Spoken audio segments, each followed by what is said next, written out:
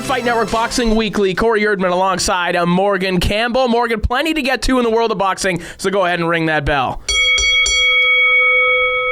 All right, we have to start with this past weekend, of course. Terence Crawford stopping Dirigeant in the 10th round. It continues to be a rough ride for our Canadians on American television. And, you know, we alluded to this last week, but poor Dirigeant. Yes. Who, and, you know, there are a lot of guys, and we don't fault anyone for taking any route to any world title at any level of boxing ever. But clearly there are guys who get an easier road than others. Yes. And Dirigeant has now had 2 cracks at a world title at 140 pounds, and both times it's been against the consensus best in the division. There might be other guys in the world that Dirigeant can beat, but Terence Crawford just was not one of them on this night and maybe ever. No, Dirigeant, as we said last week, is a much better fighter than you would think he is if you'd only seen him, if the only times you saw him fight were the times he was on major network television.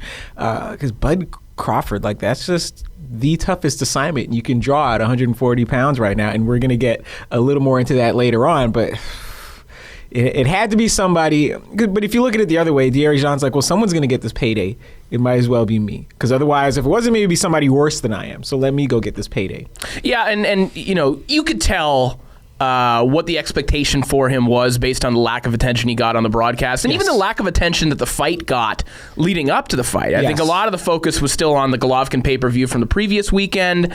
Not too many people were talking about this fight even happening. Even we didn't get to it last week. Right. And granted, you know, we're still working out time constraints, and you lose track of time based on what makes good conversation and what doesn't. But even we sort of talked about it in passing, so that kind of gave you an indication of the lack of excitement there was for this fight going into it. And then even when they get onto the broadcast, it's not like they showed you a highlight reel of Dirigeant doing anything well in other fights. They could have had that. Instead, they sort of gave you the impression that Dirigeant was drinking and gambling in this very training camp and was going to rehab, which isn't quite true. And again, as we get further into this conversation about what that broadcast became, and the lengths HBO went to sell Terence Crawford, HBO probably would have been better served building up Dirigeant instead of tearing him down. If the goal is to make Terence Crawford look like a superstar, then because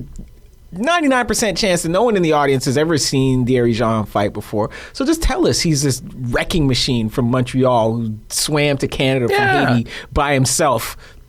Gave a competitive fight to Lamont Peterson. Like, there are ways to build that. Another superhuman, you know, who had an unlucky loss against Peterson, but otherwise is a wrecking machine. And then when Crawford goes out and destroys him, then you say, hey, wait a minute.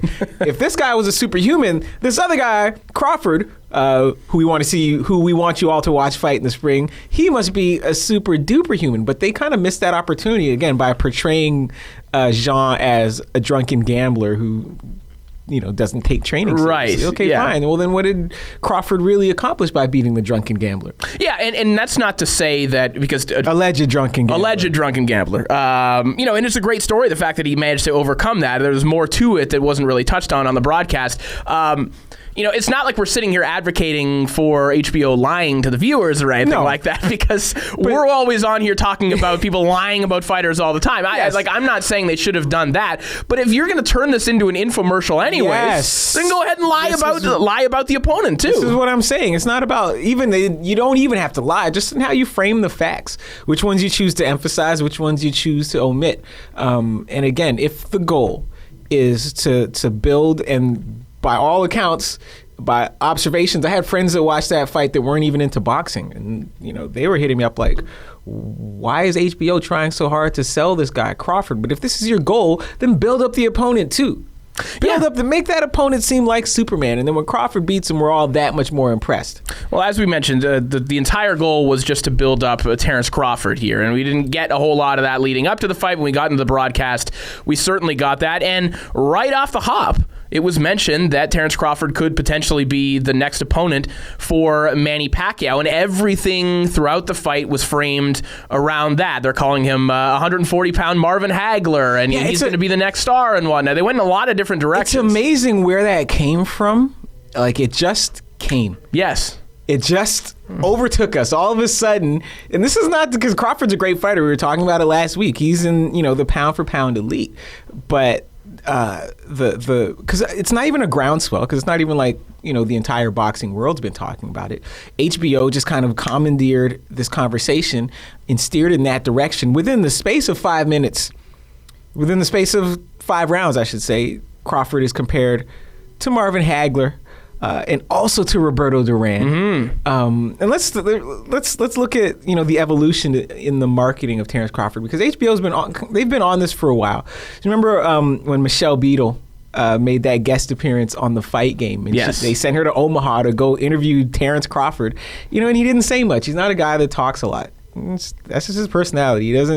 He's not a big talker. He's a quiet guy. Then she comes back to the studio, and then Jim Lampley's question to her is, "Well, he's a quiet guy. He doesn't say much. Don't you think that's why Don't you think that's a reason he'll be the next big superstar?" And Michelle Beadle says, "Yeah, I think his soft-spokenness is going to make him into the next big superstar." But that flies happens. in the face of When's the last time everything we know about superstardom. Yes, a soft-spoken crossover boxing star. It doesn't. Well, here's the happen. thing: like, boxing is unlike, I would say, almost every single other sport where excellence and dominance doesn't necessarily mean that it doesn't turn into popularity. No correlation. It does not always turn into being popular, because there have been many, many great fighters who fight in a variety of different styles, not just face-forward brawlers, but slick defensive fighters from all walks of life who didn't turn into superstars. And there's no way of predicting whether someone will or not. We've talked about it on this show before, but a little guy from the Philippines and a defensive fighter from Grand Rapids turned out to be the biggest stars in the history of the sport. And there were no think pieces leading up to that saying this is going to be the next guy. No. So is Terence Crawford a great fighter? Yeah.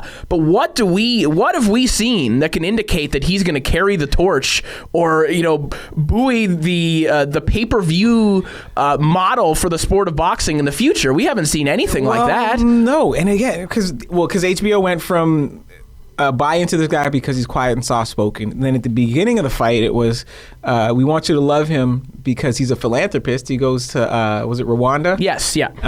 Even took the clothes from his suitcase, gave them to the cab driver in Rwanda because the guy was always wearing the same clothes. Yeah. Generous Bud Crawford. And then by the end of the broadcast, Max Kellerman saying, "This guy's as mean as Roberto Duran," and then rhymes off this litany of nasty things Roberto Duran did, as if that sells Terence Crawford. Right. Just because Terence Crawford won the fight and kind of threw it in Thierry Jean and Camille Estefan's or smiled face. when he got hit a couple of times. Well, right. Yeah. And again, when we talk about crossover superstars in boxing, especially good guy crossover, babyface crossover superstars in boxing, is rarely the guy who enjoys hurting people and beating people up. But this is how HBO is trying to sell these guys. And I don't know if that works, but it seems to me like they're just trying every angle possible to find a hook to market certain fighters, and when one works, then that's the one they'll go with. So if soft-spoken superstar in the making didn't work, then maybe philanthropist Terence Crawford will work. If that doesn't work, then maybe Terence Crawford, the meanest effort to set foot in the ring since Roberto Duran, maybe that'll work.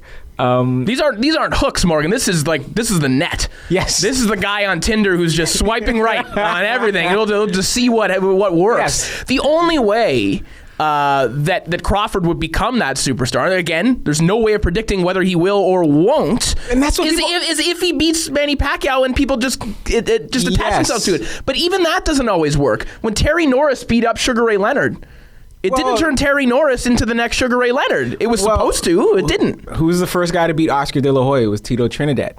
Did that put him over? Not in the same way that Oscar was. No. No. It made him more popular where he was already popular, but did it make Americans embrace him the way they later embraced Pacquiao? No, it didn't. Who's the second person to beat De La Hoya? It was Shane Mosley, who was popular enough, and after that fight was still popular enough, but he didn't supplant Oscar De La Hoya. He was boxing popular. Right. He didn't supplant. There's a difference. Yeah. Very different. Big difference. Huge difference. Probably over the course of a career, an 8 to 9 figure difference. Yes. So there really is no formula. You don't know who the public is going to embrace until they embrace them. And then after they embrace them, you just have this momentum. And then anything they do makes them even more popular. But to your point, can you make Terence Crawford into that? And this has nothing to do with his skills. Absolutely nothing to do with his skills. Because skills, he's got it all set. Yeah, skills wise, this got it all. This is a horrible matchup for old Manny Pacquiao, especially if he has to go back down. Yes. To 140. Skills wise, he should give Manny Pacquiao the blues, but popularity wise, there are no guarantees. No. Listen, he drew well in Omaha, which he has.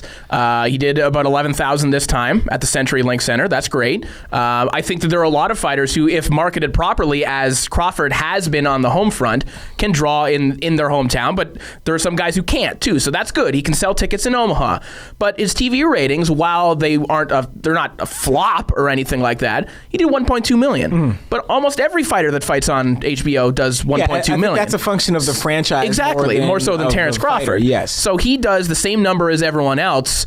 Now he needs some luck, and he needs some help from Manny Pacquiao if he actually wants to become the next superstar, because he's done about everything that he can. They've done everything that they can marketing-wise. Well, right. The rest is just going to fall into place. And we haven't had a test case to see how well he draws outside of Omaha. Yes. Because that fight will not be in Omaha. We will not see Manny Pacquiao, Terence Crawford at the CenturyLink Center in Omaha. We'll talk a little bit more about that potential fight when we come back. Manny Pacquiao has been all over social media and giving us plenty of fodder to play with in this next segment. So we'll be right back here on Fight Network Boxing Weekly.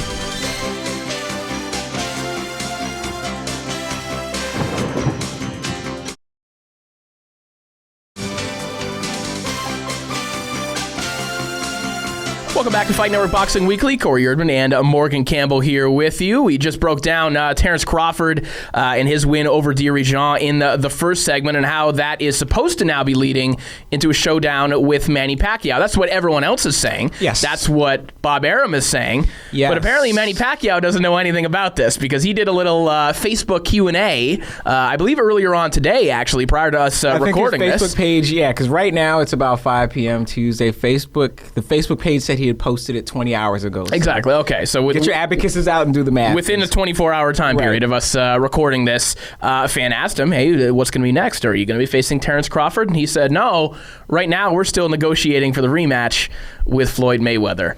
No, you're not.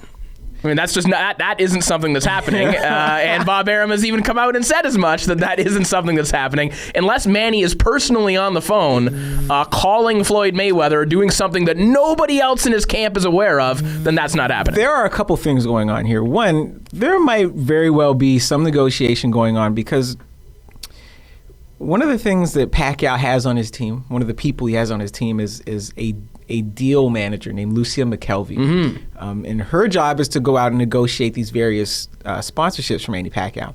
And the reason Top Rank hired her was about the end of 2011, before the Marquez fight. But the reason they hired her was that Manny Pacquiao, and everyone knows Manny Pacquiao's entourage is giant. And any one of these people, any number of these people would just go out to companies and make deals on their own, claiming to represent Manny Pacquiao. So anybody from Manny Pacquiao's 200-person entourage could be on the phone with somebody in Las Vegas right now trying to negotiate this fight. Right. They could be blowing up Leonard Ellerby's cell phone right this minute. Does it mean the fight is ever going to happen? Does it mean an actual negotiation is taking place? No, but maybe Manny Pacquiao's cousin is like, yeah, Manny, I called Vegas last night. I'm going to call him again today. So he might actually believe these negotiations are taking place. But the interesting part to me is reading Michael Woods from thesweetscience.com. He's all over this, and he's doing these write-throughs. He finally gets in touch with Bob Arum, and Bob Arum says, well, that hasn't happened. I think Manny's desperate, and I'm paraphrasing here. Right. You guys can go read the story. He says, I think Manny's desperate for a rematch with Mayweather, but that's not what we're thinking about. And what stands out to me is Arum's willingness to just leave Pacquiao hanging. Yes. Like, there's no attempt to cover for him or to present a united front or to give a soft, non-committal answer. Oh, I didn't hear what Pacquiao said, but we're always working on something. Nothing like that. He just feels no qualms about going in a complete opposite direction and just leaving Pacquiao to twist in the wind. Which begs the question then, is Top Rank and is Bob Arum, is he willing to cash Manny Pacquiao out on the way out? That's what it feels like to me. Because you would think no. You would think, like, given their, just leading up to this, given their relationship leading up to this, you would think, no, Bob wants to get him a win on the way out, which rarely happens. Fighters, a lot of guys get a win before they retire. Rarely do they get a significant win, like a Pacquiao win over Terence Crawford would be.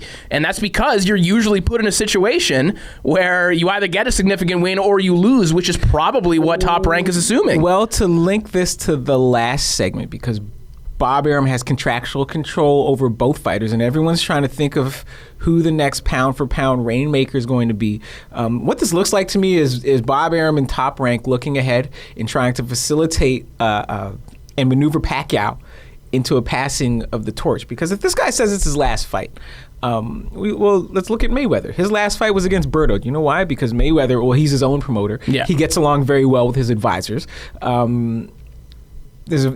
Mayweather, his advisors, and everyone else understood that no matter what Andre Berto did, he wasn't going to be the next pay-per-view cash cow. Let's give Mayweather an easy win, victory lap. Yep. Send him off into the sunset if that's what he wants to do.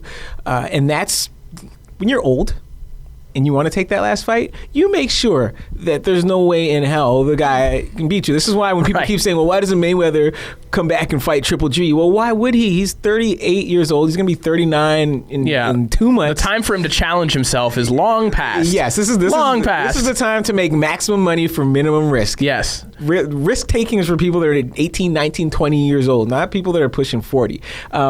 Yet, here's Bob Arum saying to Manny Pacquiao, hey, well, let's take a risk. And what it looks like to me is, they set up this fight between Pacquiao and Crawford. If Pacquiao wins. But if Crawford wins, now we have the guy who beat Manny Pacquiao. Let's hope he's the next pay-per-view star. Let's do everything we can to make him the next pay-per-view star. And let's keep this party going. So this will be attempt number 2, because remember when Timothy Bradley got the disputed win over Manny Pacquiao? There was an opportunity there for Top Rank to kind of play both sides and elevate Timothy Bradley, and they didn't do it.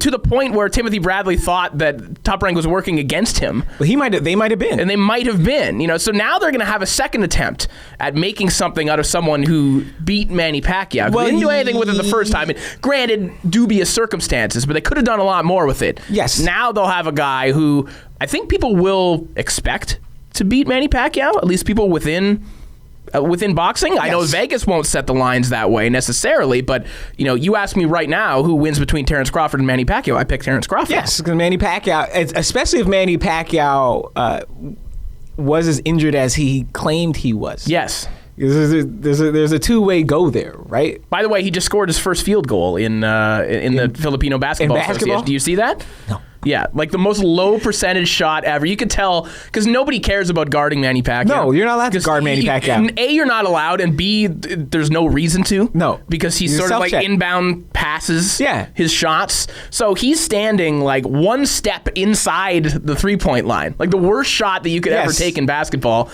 Just they manage to work the ball around. He gets it, just chucks it up there. Because he's and nails Manny his first shot. Is that guy. And if you play enough pickup basketball, he's that guy that has his spots on the court from which he hits. And the game goes on, he just runs to his spots. And it's your job to get him the ball in his spots. He has 2 or 3 of them. And if you don't get him the ball in his spot, then it's your fault. Then you're not a good player. You're not a good teammate. But here's the thing about Crawford and Lemieux. Not Crawford and Lemieux. Crawford and Golovkin. Because, again, HBO is also making this big push to make Gennady Golovkin the next pay-per-view superstar. Put him on pay-per-view where he did somewhere between 97,000 and 150,000 buys, depending on who you believe. Yeah. Right.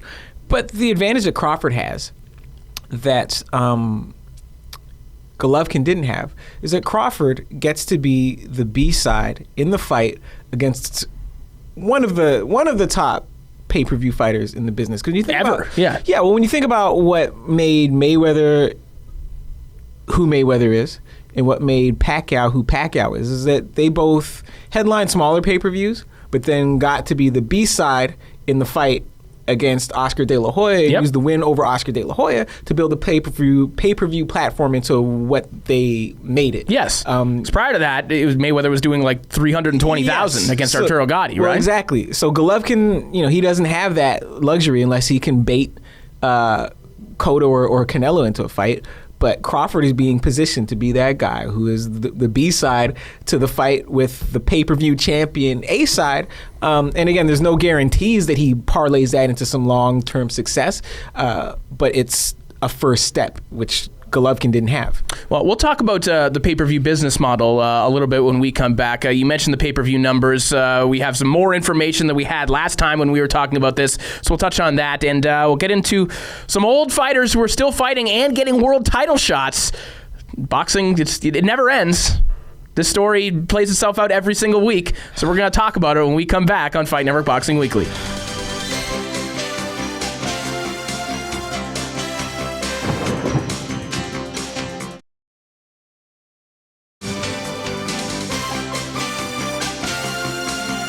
Welcome back to Fight Network Boxing Weekly. Corey Erdman and Morgan Campbell here with you. And we touched on Gennady Golovkin and Terence Crawford and who people presume to be the next wave of pay-per-view fighters in the sport of boxing. And last week when we were recapping Golovkin-Lemieux, we had a faint idea of what the pay-per-view numbers were for Golovkin and Lemieux. Again, we tape on Tuesdays, so those numbers weren't readily available at that point. You mentioned in the previous segment, they are somewhere between 97,000 and 150,000, depending on who you ask. ESPN is reporting 150,000. There are others who have said that number is lower.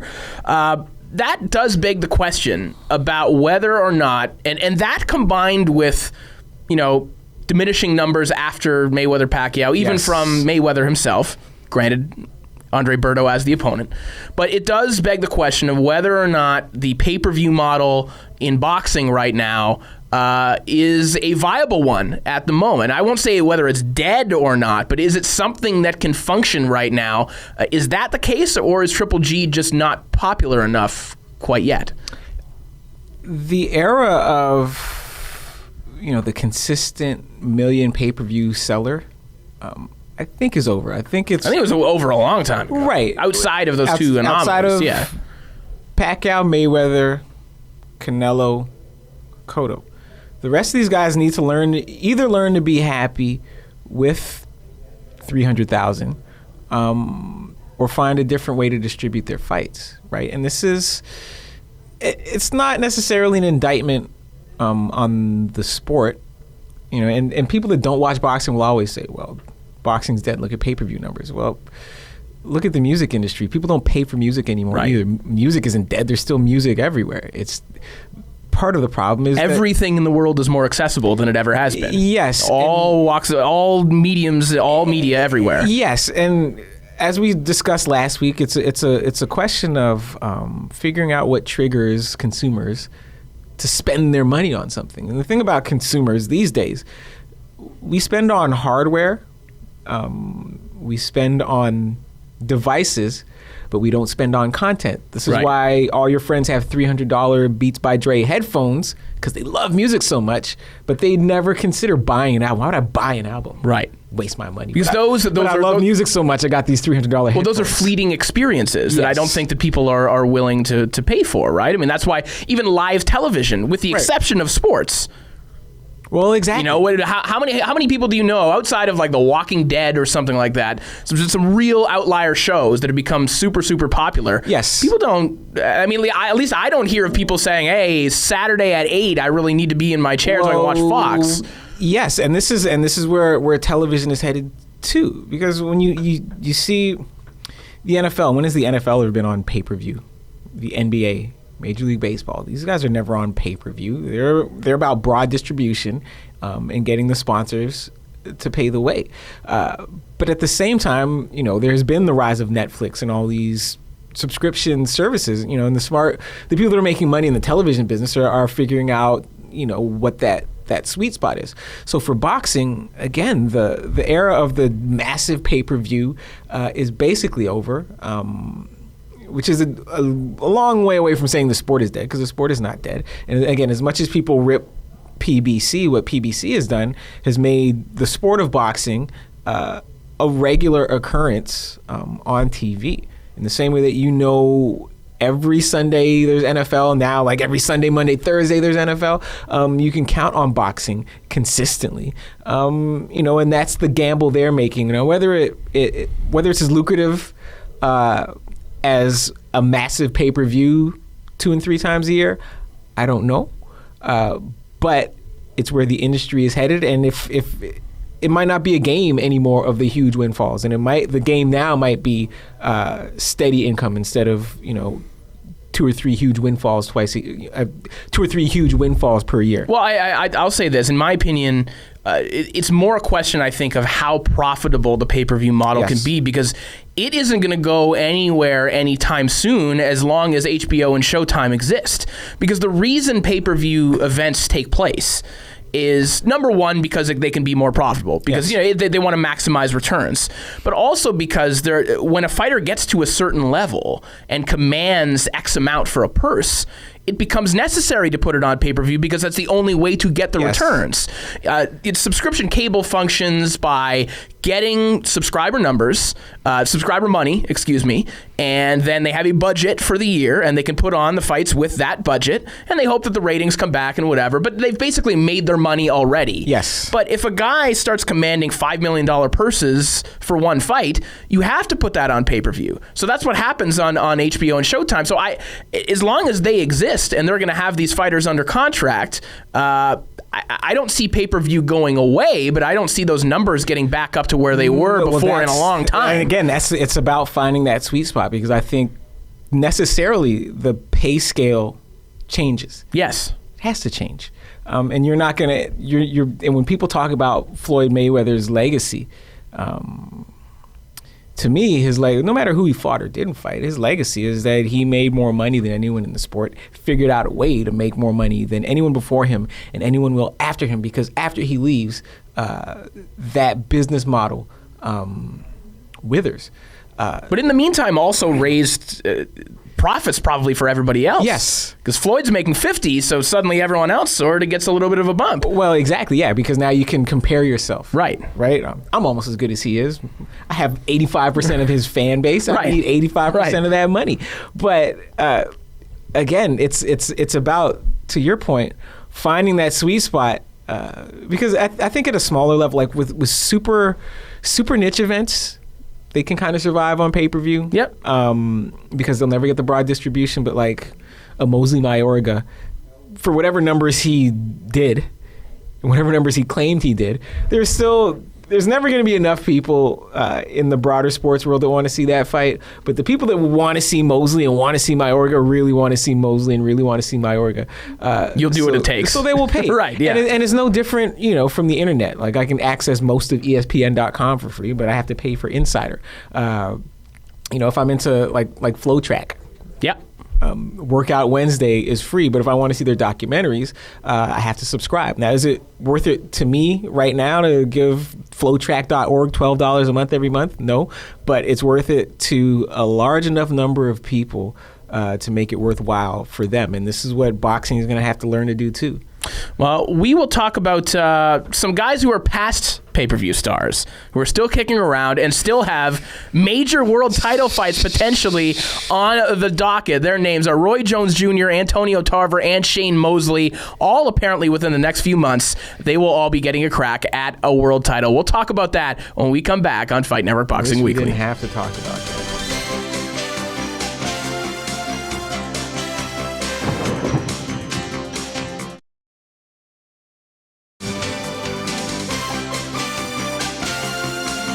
Welcome back to Fight Network Boxing Weekly. Corey Erdman and Morgan Campbell here with you. And Morgan, as we're preparing for this show, we do a lot of back and forth throughout the day on Tuesdays when we tape. And some days you get a whole lot that you can work with, and other days we have to dig a little. We have to invent some topics. Today, we didn't have to dig today. We did not have to do anything. This was the podcast day that just kept on giving. All thanks to Roy Jones Jr. He just gave us at least one segment, but maybe more, because Roy Jones Jr. Do you see like how furrowed my brow is? I'm so worried about where this is going next. Oh, it's you know exactly where I miss this Roy Jones. Yeah, well, this Roy Jones. You know what I like? He's looking, Well, when Roy Jones fights, they put this Roy Jones on the poster. That's right. This Roy Jones has never gone anywhere. No, because when I see him they put 1995 Roy Jones on the poster, you still think Roy Jones has an 8-pack. When I see him fight these cruiserweights in Latvia, I still see him. He's still there on the poster. Exactly. And he is on the poster once again because apparently he's going to be fighting Antonio Tarver for a 4th time for a WBA Super Cruiserweight title in Moscow later on this year in December. First of all, what is a Super Cruiserweight? Well, it's not actually Super Cruiserweight. It's like the super version of the title.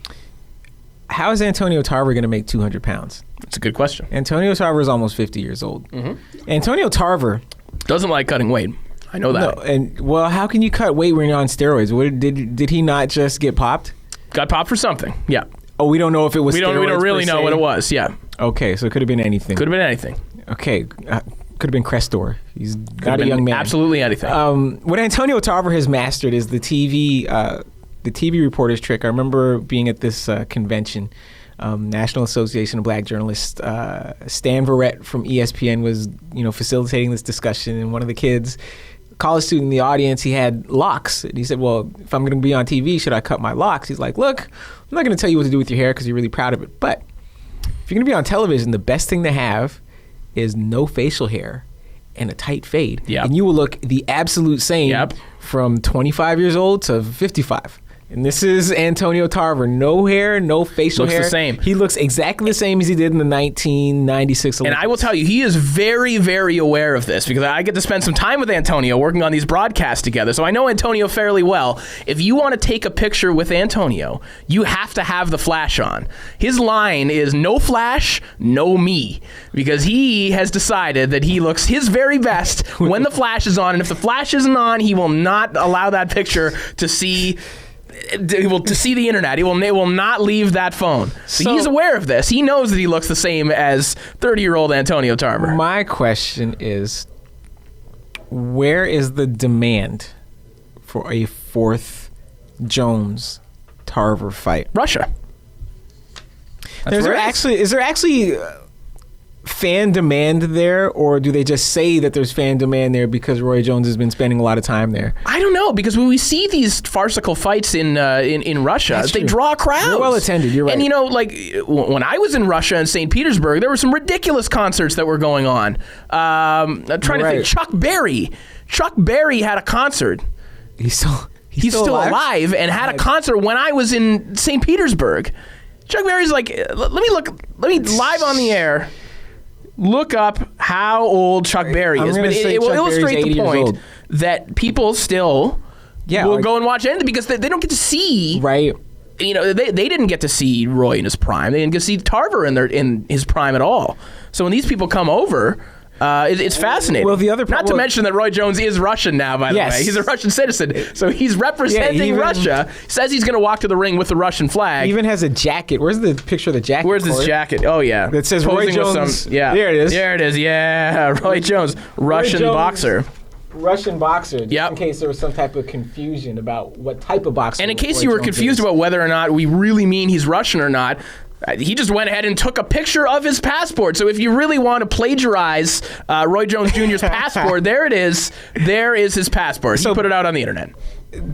Don't talk about plagiarism, because next thing you know, the guys from the Peace Collective here in Toronto will be walking around with Roy Jones Jr. passports. That's what they're going to have. Talking about Russia versus everybody. Something like that.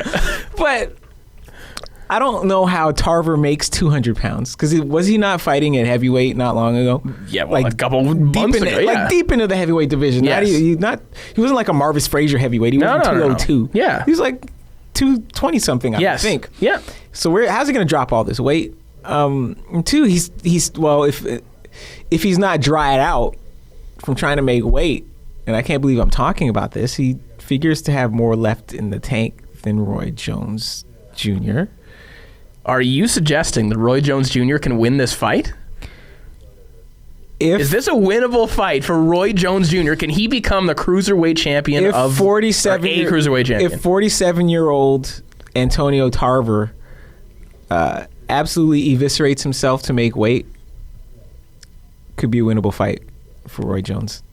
It's crazy. This is amazing. This is absolutely amazing. No matter how shot you can think that Roy Jones is, there's still that sliver of hope for everybody. Well, when he steps in the ring, you're like, well, maybe.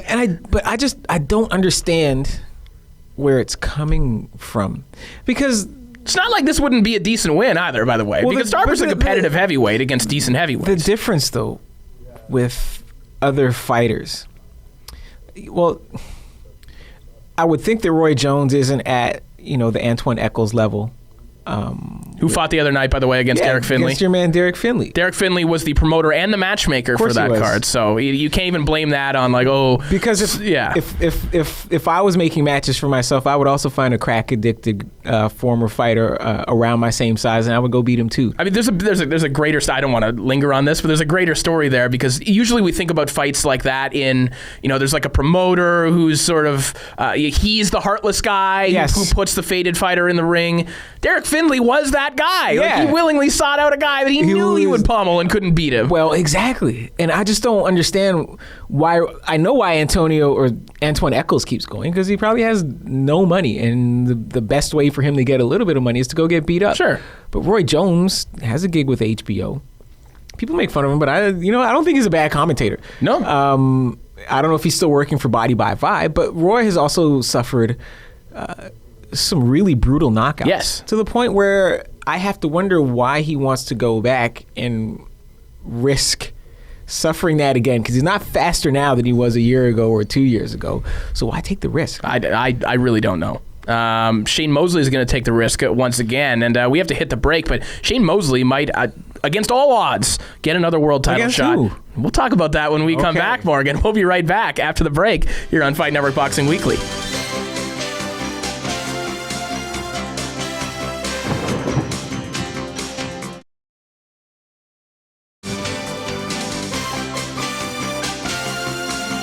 Welcome back to Fight Network Boxing Weekly. Corey Erdman and Morgan Campbell here with you. Morgan, I guess this is news to you, the fact that Shane Mosley might be getting himself a world title shot in December. We talked about the old guys getting shots in December. Shane Mosley is one of them, because he is very close, apparently, to having a deal to face Liam Smith on December 19th in the United Kingdom for the WBO light middleweight title. Yes, I'm looking at Liam Smith's box rec, and it says he's fighting TBA on December 19th. A couple years ago for Halloween, Corey dressed up as TBA. It was... Yep. Maybe the best costume I've ever had. It's a complete black bodysuit with the balaclava. Just a mystery. It was a shadow. The gloves. With the gloves. TBA. Shane Mosley is clearly a better manager than we've been giving him credit for. Here's a guy who is 44 years old. Most recent win over Ricardo Mayorga with the 70-second breaks between rounds, and has parlayed that possibly into a WBO World Super Welterweight title. It also says a lot about the WBO. The WBO was on Twitter today threatening Floyd Mayweather. That's right, yes. We don't want to tie in, yeah. We don't want to have to strip you of our title, but you need to follow the rules. I'm like, if there might be something that lures Floyd Mayweather out of retirement, but a threatening tweet from the WBO is not going to scare him back into the ring. Yeah, I really want to come back and pay some sanctioning fees. Just to remain de facto active. Right. Yeah. To make you richer. Yeah, right. Right. Even though he's already taking pictures on Instagram of the belts on his dining room table. But I was going to say I'm shocked, but nothing about this sport shocks me anymore. Well, Shane's in this also, by the way, like making demands. Like, how would, like, you should feel, he should probably feel lucky that he's getting this shot at all. All respect to Shane, but at this point in his career, he's done nothing to earn a shot at the WBO world title by any means. But he's saying, hey, we can't have a rematch clause unless it's within 8 weeks. And if I stop you within 8 weeks. Shane Mosley's old. He's going to need more than 8 weeks to recover from the win or lose. He's going to need more than 8 weeks to recover from the fight. And also, he says, if I stop you within X number of rounds, I don't know what he's actually negotiating here, how many rounds that is, then there can't be a rematch clause. Then there will be no rematch because there will be no market for it. But he says he has things in the works for early 2016, and he can't have a rematch clause. Well, Shane, I can see where he's making demands though, because Shane has a name. Yes, right. And there's the same reason Roy Jones keeps getting fights. No, it's a good point. Clearly he's pushing an audience more than Liam Smith. Yeah, good point. Because same reason ex-champions keep coming back and keep getting beat up. Even when you look at their box record, and all you see is red. But if the guy has a name, he'll always get fights. So Shane still has a name, and he understands that. And he understands his name more than anything sells him. He's going to put bums in the seats. And what Liam Smith needs is a name, because I look at his box rec. I don't see any big names on here. Eric Ochieng, who's that? Max Maxwell. The Apollo Kid. Right. John Thompson. Well, exactly. Yeah. The artist. So he understands that Liam Smith needs a name on his resume. So he's going to push that. And again, if you're Shane Mosley, you also say to them, hey, look, I'm coming off an impressive knockout win in a pay-per-view main event. Pay me. Which he's telling people sold 150,000 buys, that's patently false. I don't know. I mean, no one who actually was a part of that promotion on the pay-per-view sales side, other than Shane Mosley, will verify that number. Well, exactly. And that tells you everything you need to know about the validity of that number. Yes, but we're not talking about numbers. We're talking about Shane Mosley is coming off an impressive knockout win in a pay-per-view main event. And if Liam Smith's management team can't respect that, then Shane Mosley will take his big name elsewhere. This means that Shane Mosley's Twitter will live on. Despite his threats at Twitter retirement, despite his threats towards real boxing retirement, both of these things will live on and will run parallel and in conjunction with one another. He could retire from both. I would not be sad, at all. At all. He probably should retire from at least one, probably boxing. Yeah. Tweeting too. But it does give us fodder for the show anyway. It allows us to keep an eye on him. My opinion of Shane Mosley and his Twitter is the same way that late night hosts view Donald Trump's run towards president. I want it to continue long enough that it's no longer dangerous for everyone else involved. Well, exactly. So I want him to continue tweeting until he gets himself into some real trouble or does something insanely offensive. I don't want. Well, that's the thing. I don't want that for Shane Mosley. No, I don't either. But I still want to remember. The Shane Mosley that beat De La Hoya. Yeah. The Shane Mosley that beat Philip Holiday. Yeah. Title, right? The relentless South African. But this, I don't want that for Mosley. No. I want, while he still has a couple marbles left, I want him to get out of the sport while he still has them. But you can't tell a grown man what to do, right? Guess not. All right, coming up on the other side of the break, we're going to give you our YouTube picks of the week, and we'll quickly break down what's on the boxing calendar for this weekend as well. So stick around. We'll be right back here on Fight Network Boxing Weekly.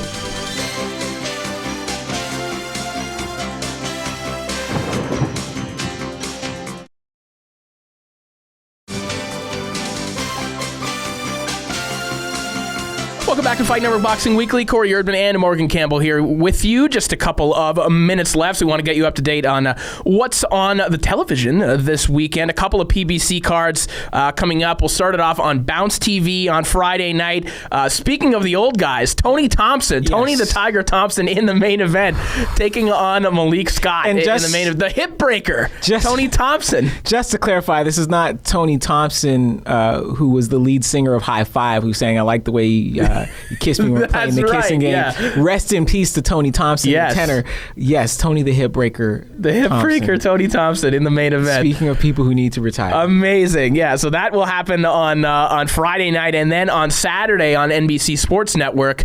If you're not going out for Halloween, don't have anything better to do, we'll have some action on there as well. Jermell Charlo, the twin Charlo who doesn't have a world title quite yet, facing a former world titleist, Speaking of Canadians who are probably going to get beaten up, Joachim Alcine, he will be in the main event. Speaking of Canadians who are probably going to get beat up, speaking of people who still have a name and not much else to offer, Montreal is about to go 0 for 3 these last 3 weeks on network television. Which means that the undercard of this fight will probably get a little bit more play. The chief support on that undercard, our man Tony Harrison taking on Cecil McCullough. Tony Harrison, by the way, the first man that you see when you watch the Detroit versus Everybody commercial, he is one of the poster boys for their campaign, just to bring it back around.